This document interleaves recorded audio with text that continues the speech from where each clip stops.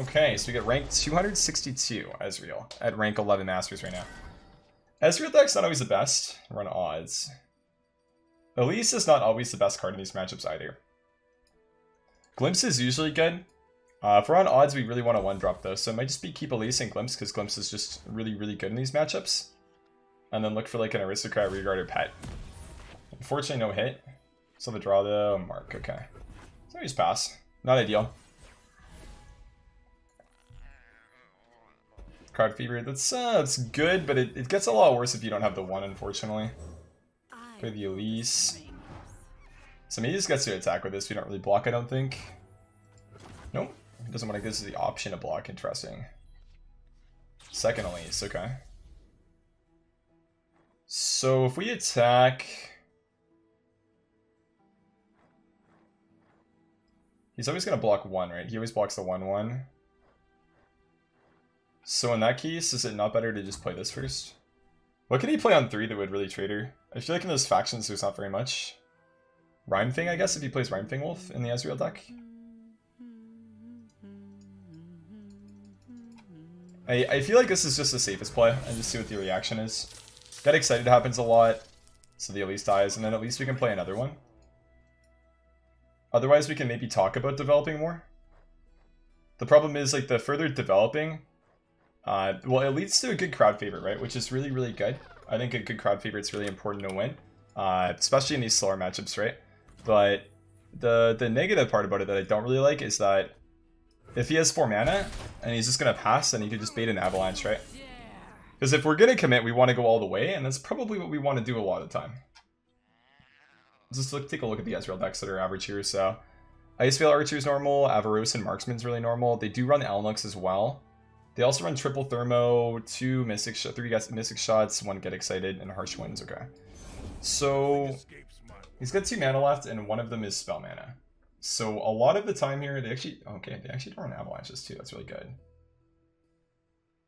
So I still think a lot of the time we actually do want to be playing for the favorite. We actually don't really care about Elise that much in these type of matchups. So I think we do go the Crawling Sensation, say okay, and then we just play the Battlecaster, and then only have 1 spell mana, unfortunately. But I feel like for me, this is still just a play. Battlecaster is really bad, not on our attack phase, but if our crowd favorite's going to be at least a 6/6, it's really, really strong. Because even like going into next round, right? Just to remove the favorite, it's all of his spell mana with a Thermo, for example. So it's really not that easy. That being said, I guess it's like turn 5 where they kind of turn the corner and do all this stupid stuff with the Elnux, right? I think with this deck, I won like 12 games in a row, and then the game that I lost was against like an Elnux deck like this, like an Ezreal one, where the guy played Troop of Elnux on turn 5 and just pulled like 3 Bull Elnux, and I think that after that, I just mental bloomed and decided that playing League of Legends was unironically better for my mental health. Which probably isn't true, and after playing League of Legends, it definitely isn't. Yeah. So we're back on Runeterra grind. Yep, exactly. If he does beam, then I do get a mark for sure. He also has first action, right? So he usually doesn't beam next round. It's usually just removal stuff. So the Thermo there, that's perfectly fine, I think. So I mean, 5/5 crowd favorite, not that juiced up. Right? Like, that's okay. It's just not really that insane. Double Bond is really good, though. So the Bond kind of makes it so as long as he's not really far ahead as far as units goes, we're okay. That's super espresso depresso. So we really don't want to play the favorite now because it's just a 2/2. Or a 3/3, sorry. It's all of his mana, though, so I think we're going to Glimpse and actually just look to develop some small things, hopefully. But it's definitely the Glimpse, and I mean, that's the exact reason we kept it. Because the card is usually just really nutty because... Well, these decks have like 10 cards that say remove your units on them, so as long as you draw something, you're usually going to be good. So now this turn's kind of fucky because, well, we can go Pet or Skitter. We can't do both. If we go Skitter, we can't play Skitter next round. He only has 5 mana, so for 5 mana it's Troop, right? That's the big thing. We can go Precious Pet and then Crowd Favorite, but we have no spell mana to do anything with. Alternatively, we just go Precious Pet, and then we just try to play like a 4/4 Crowd Favorite, which isn't very good. So I guess it's maybe no Crowd Favorite next round. It's maybe just Precious Pet here, save the spell mana, go Frenzied Skitter, And then we can do bond stuff next round. Because we're going to be on 5 mana with 2 spell mana. So 7 mana overall. We use a skitter. We still have a lot. So we play the pet here, I think. Not the skitter, I don't think. The problem with that is you could just go like Avarice and Marksman or something, which is still really strong. So I mean, not open attacking is kind of bad. And I guess if we have double Fearsome, it's pretty good. The problem is like Mystic Shots are really good into this, for example, so... in this case, honestly, the crowd favorite's kind of playable now. 5/5 and we have a bond. / mark if we need it, so honestly, like, I'm kind of leaning towards like starting with the pet now.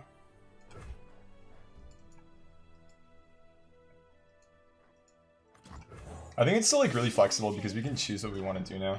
We don't have to like really commit to anything with this. Because for him, he could like pass and just save things that are bigger. But I think this type of a round is good just because he only has 5 mana and no spell mana, right? So there's not going to be like any harsh wind shit on the crowd favorite. So if we want to flex for this, it's good.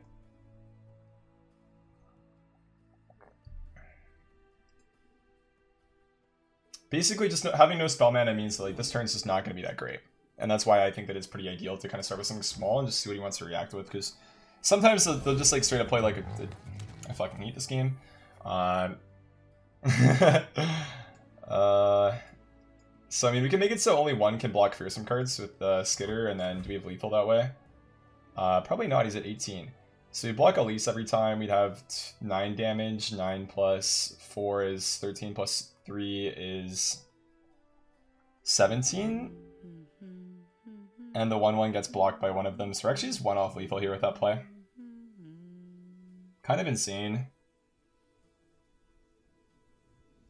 And then the Elise dies. Our crowd favorite gets to go in, but the crowd favorite's not even that relevant. So I mean, I don't really ever beat this, right? It kind of just sucks. And we also can't... I don't know. This line's still probably right. It sucks, but I don't think the favorite's gonna get there.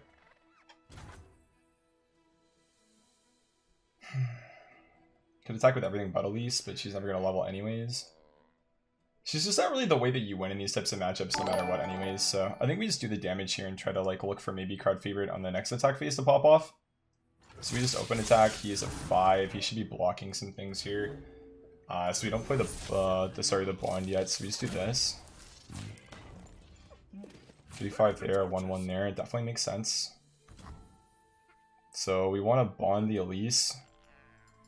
Buffing these is good. The mark is still really strong with the favorite, right? Because the favorite's not really going to be that big. So I think I'd probably just bond and pass. Always like that. It means that I don't have good blockers into this, and these cards are going to be able to block my Fearsome cards, but put them at 7. I kind of need the cards with like the juiced up health to just die.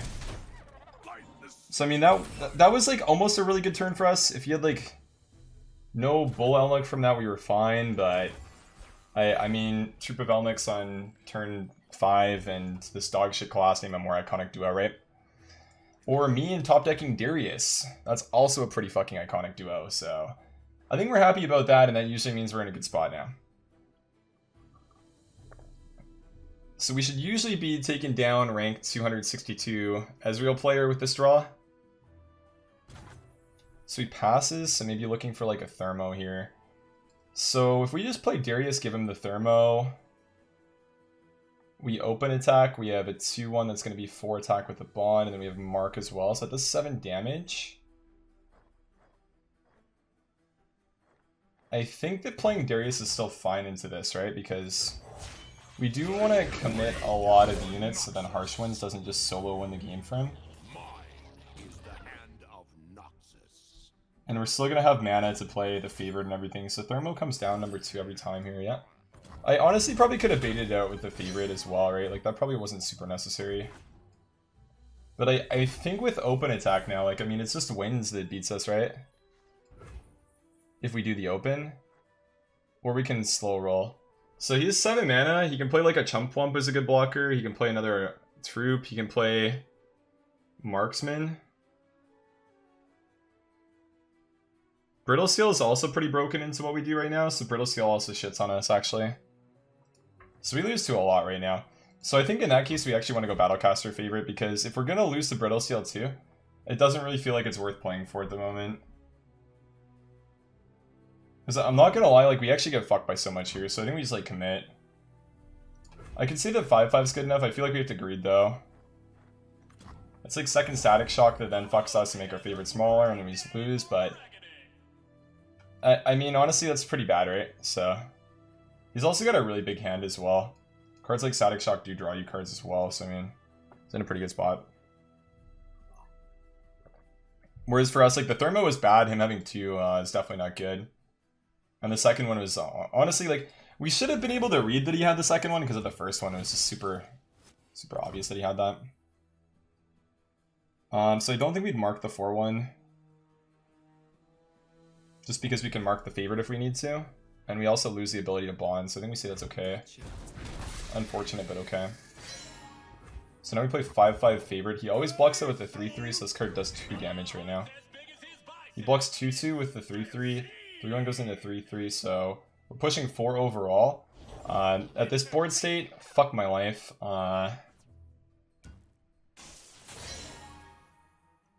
So this board state's changed now. So 1/5, 3/3 still blocks 1/5. We have no attacks that go in.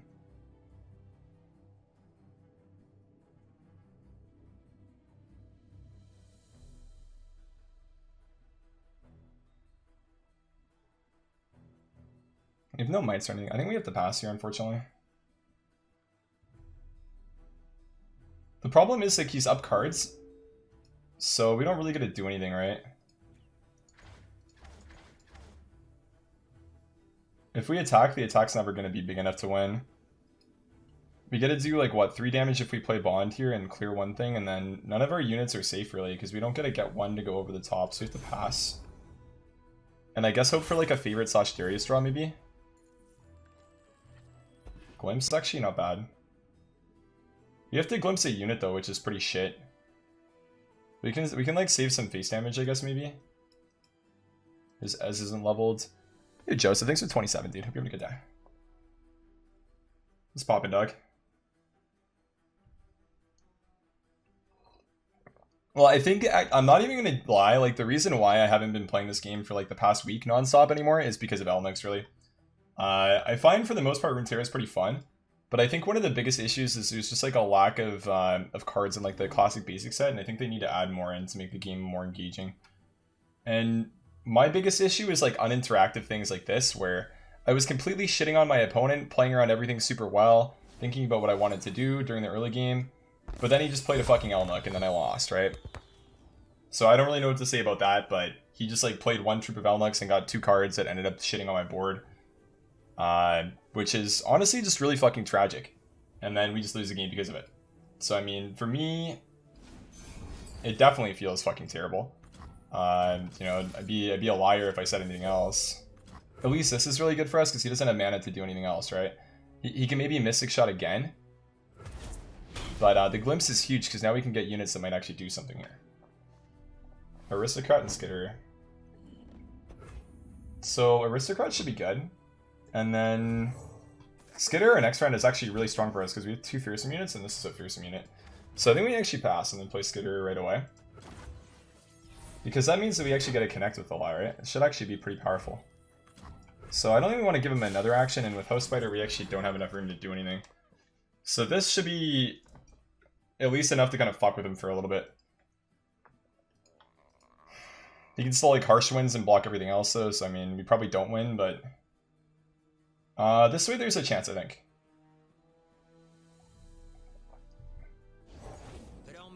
I think that maybe if this card was like pull 1 card or something like that, it would be okay. But with the way that it is right now, I'm really not a big fan of it. So we do something like this, I guess.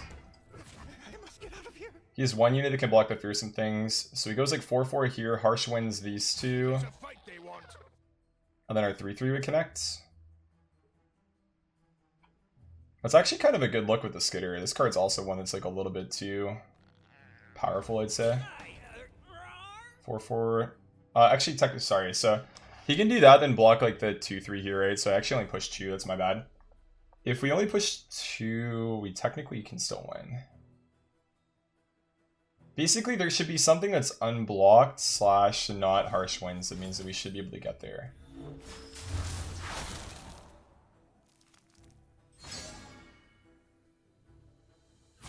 must be a warning shot. Okay.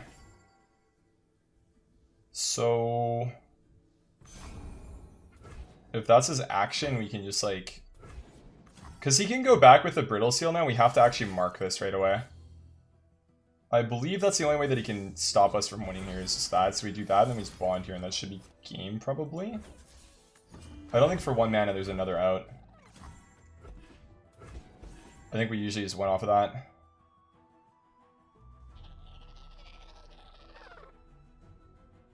If there is, like, I'm not seeing it at least. Because if we didn't mark right away and we just play Bond, he could have like a Brittle Seal that he could play, but he would just do that right away anyways, so... I think that that's usually game, and we should have a victory royale there. Okay, so he actually had the steal, so... if he just played that right away, I actually lost. So, yeah. That's a big... Let's see where we are now. He's like 262, so we might not actually gain any ranks at all, to be honest. Go from 11 to... oh, wow, 6, okay. So, yeah. Good shit. Good win. And, yeah, I think that's good. I don't think a lot of people play spiders, though. So, the thing is, I always have this question asked a lot. Basically, why do I play this deck? And I think it's because a lot of your decisions actually matter a lot when you play it. And I think you can argue that about a lot of decks in the game. But for me, it feels like I'm never really just sitting there when I play it. There's always like something I can do, and that's one of the reasons why I like it. I also feel like it's kind of underplayed and actually still really powerful. And a pretty flexible archetype. Because maybe if you don't want to go face so hard, you can like cut some of these and like play a little bit more spiders if you want.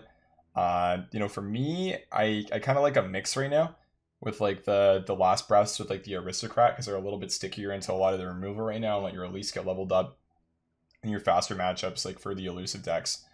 And I mean, another big thing is that it just shits on elusives, which I mean is something I'm a pretty big fan of, so that's kind of why I like it. Crowd favorite's also just dope. Big fan of that, and I also love Elise too. Okay, so the karma stuff, we have nothing I really want, I don't think. Just kind of favorites are usually good. So the way they beat you is like with Soul Gorgers. Run evens. I feel like they don't play enough units early to make the skitter worthwhile. You can maybe try this and say that this is good. I feel like it's kind of suspect to do that though. Like we get exactly like our best aggro 1-drop, so it's nice, but I think that the favorite is a little bit tough to pull off in these types of matchups on turn 4. And keeping both just makes it so your mulligan's like kind of skewed to not be that great, I think, a lot of the time. Oh, let's get the 3 in, that's fine. And then play the aristocrat after. Should be good. Lady Elise, where are you?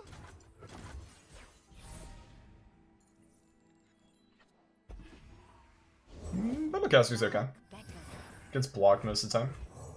Basically, the reason why I play this is so it's just like another buff for the favorite, so he's at least a 5/5.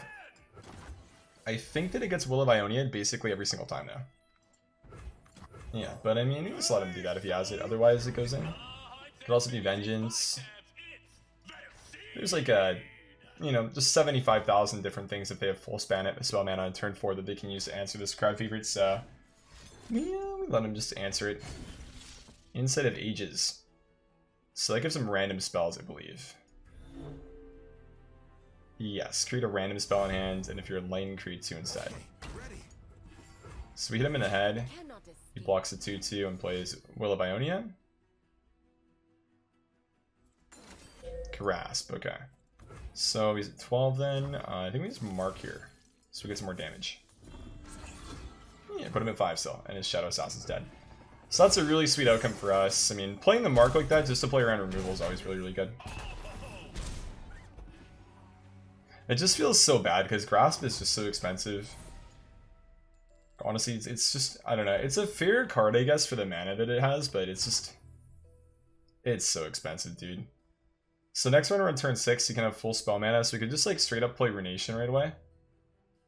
But it is our attack phase, I think we actually develop here.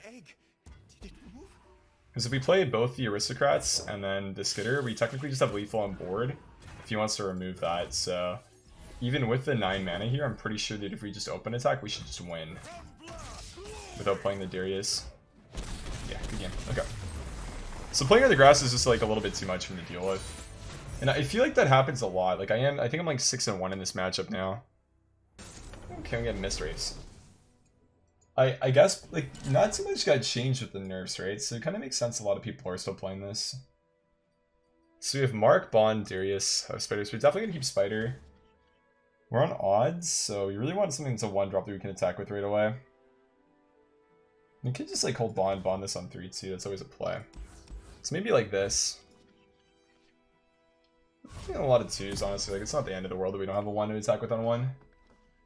That being said, we just top deck Pet because we're gangsters. Get the Pet. Pet pushes it to doinks him in the head. Pops the fuck off, baby. Let's go. That's what I'm talking about. Precious Pet gameplay stream. Let's go, baby. That's what I'm talking about. Play the Elise, I guess. I actually kind of like playing Elise second and House Spider first usually, but this is fine. So, what does he do on 3 if he's passing? I guess Skitter. So our Elise would die into that, which I don't really like. We can also still just do this. The problem is she doesn't level up, but I mean, it's not our attack phase next round, so it's not really that necessary for that to happen. So I think the Bond is still just good. We can play like a Vile Feast here. We're still gonna push 5 though, so I mean, it's still like a pretty good Bond, I'd say. And if it, obviously if that's the case where it just goes through, then I mean, he's at 9, and we're basically just like a might draw off winning now. Play the Rear Guard. So our 4-1 can block his Elise, and then I don't think we'd even value block the 1-1. And then we just play House Spider, Elise is leveled and we're chilling. I guess the thing with that then though is Black Spear right away is kind of bad. Wraith Caller, he has 3 mana, so we actually probably just do this and let him go in.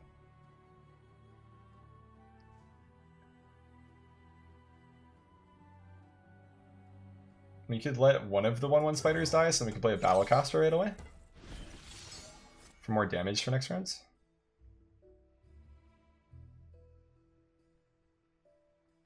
Do we need more damage? I guess he does have that, which is something that can block fearsome cards. I just want to give him Black Spear is my logic here. So if we just go 1-1 into Mistwraith.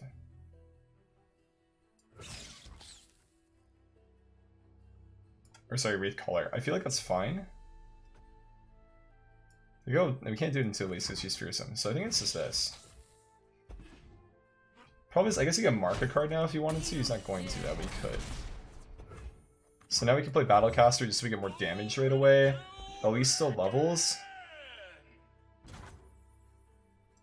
And then we basically just Bond attack. Let me change into something more comfortable. And he is at 9, so we are basically just winning. Okay, ready. So we can mark and block things is one of the things that can happen here. So we definitely want to do this, and if he mark blocks the Elise, we still just have a ton of damage. So I mean, with the Bond, I don't think we're really too worried there. Yeah, I mean, we're fine.